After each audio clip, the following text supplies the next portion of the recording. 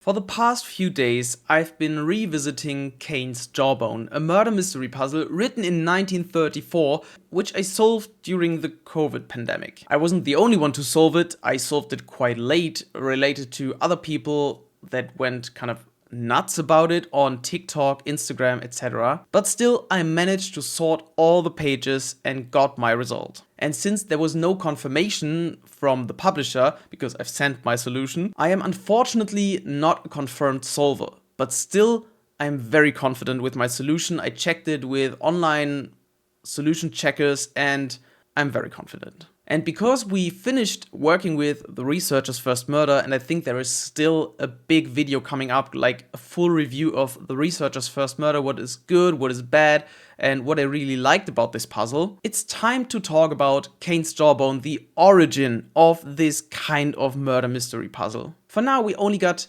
two of these puzzles. The researcher's first murder is the successor for Cain's Jawbone, and it was very good. So that was kind of the short review, the too long didn't read version. Or should it be too long didn't watch? Never mind. So today is the day we talk about Cain's Jawbone. We're gonna compare it a little to the researcher's first murder, and it's just a video of me talking about these kinds of puzzles. While revisiting Cain's Jawbone, I really liked the story, and a lot of things came to my mind again, which I did not know that I still know it, but I remembered a lot of the details. And I also kind of noticed some more details, which is a nice thing because that means you don't need to understand every single bit in order to fully understand the story or kind of get the solution. I also noticed some new wordplays that I wasn't aware of when I first read the whole book, but now I noticed them with the knowledge I have now from the solution. And I also got some more puns, and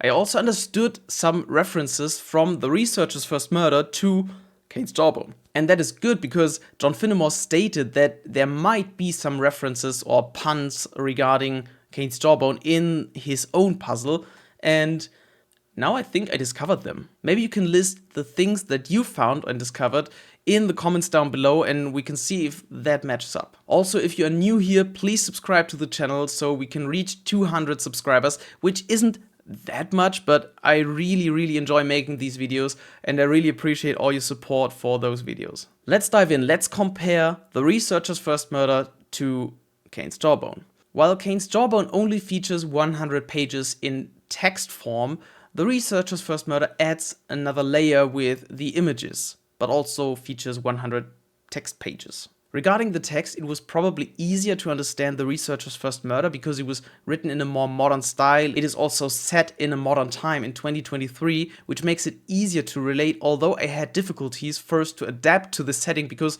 my mind was all about Sherlock Holmes and Victorian London, these things, and that was hard for me to get into the right mindset. Cain's Jawbone takes place in the 1930s, which is very difficult but very specific because you also need to understand specific things from that time to solve it. And it also follows easier patterns, I would say, or easier mechanics. Cain's Jawbone is very easy to understand once you got the hang of it. The mechanisms used are straightforward. Once you know the mechanism, you can sort all the pages quite easily. That was different for the researcher's first murder because there are two steps to solve it. First, you're probably gonna start with the pictures because it is more easy to kind of sort the sets and kind of get a first idea of what you need to do. And the text is very complicated, especially when you read each page individually, because you won't make that much sense from each page. You need to figure out the context, and that was a thing that was so hard in the researcher's first murder because the pages were almost always open at the beginning and at the end. So to kind of pair them up was extremely difficult. That was way easier in Cain's Jawbone because you could fit like the first, I think, 8 pages together because they ended with a poem, they started with a poem. If you looked up the poem, that was a match. That was easy.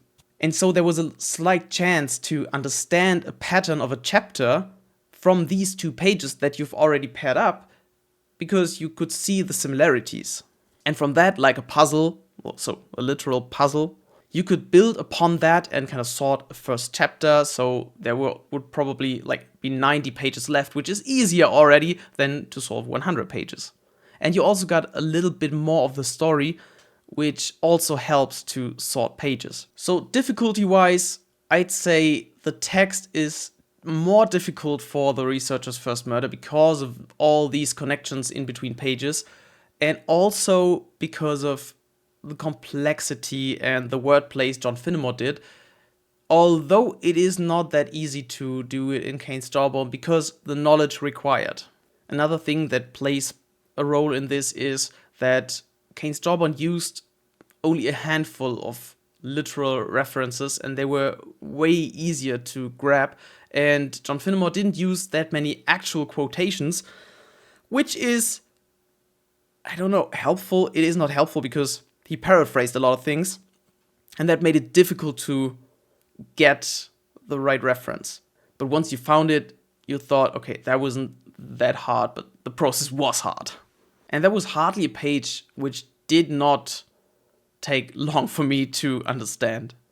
Though the same is for both puzzles, once you get a little sense of what the page is about, you'll start understanding more and more on other pages because you get the context and the gist of everything.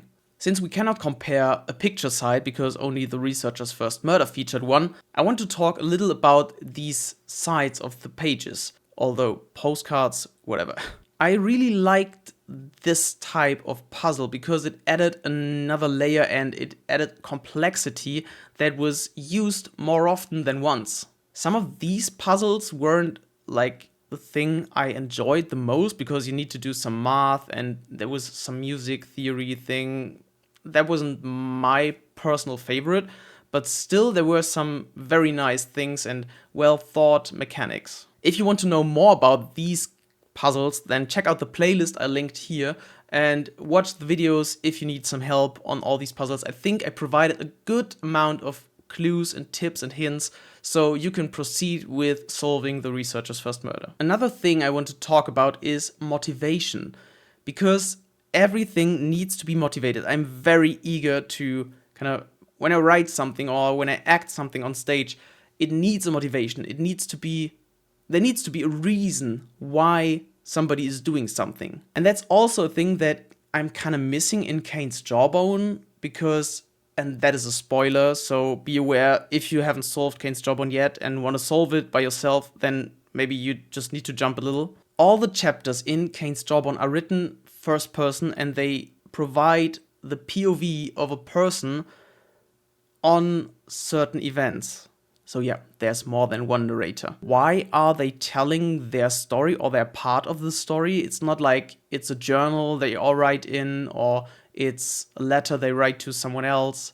It's just like they are telling their story. And in the researcher's first murder, everything is motivated because the postcards are supposed to be received by a single person, and all the information that you can get from all the puzzles, like the final address, do play a role in the whole plot. And I don't want to spoil everything for that because that is a big spoiler, but everything is so important. So all the details, all the pieces of the final address, all the story, all the things that kind of layer up later in the puzzle, they are important and they are part of the story.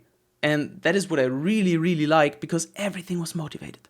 It was so good. So if we compare these two puzzles, I'd say the researcher's first murder is the better one and the more complex one. It's nice to start with Cain's Jawbone because you also get some kind of Easter eggs, puns, whatever you might call it, in the researcher's first murder. And to get into the mechanics of these word plays, etc., it is also helpful to do Cain's Jawbone first. And there are also digital versions if you just want to kind of start from scratch and don't want to buy the book, although the book isn't that expensive. When you're watching my channel, you are probably kind of the same nerdy type and you also enjoy these types of puzzles, and that is great. If you're new to the channel, I got loads of videos on these puzzles and we are just starting with Cain's Jawbone, which I solved, so it's gonna be kind of it's not a backlog, but it's like a log from the past. We're gonna work through the pages and the mechanics, we're gonna discuss things and themes, and I'm probably gonna spoil some of the information, but I'm gonna always try to do a spoiler warning before I spoil something. And that's kind of it for the comparison today. There's a lot more, but we can do a more in-depth discussion on that if you want to. So leave something in the comments if you want to know something, if you have questions, if you need tips, help, whatever. And like the video, subscribe to the channel, share the video, because that helps my channel grow. You know the drill. That's it for today. Have a nice day. Bye.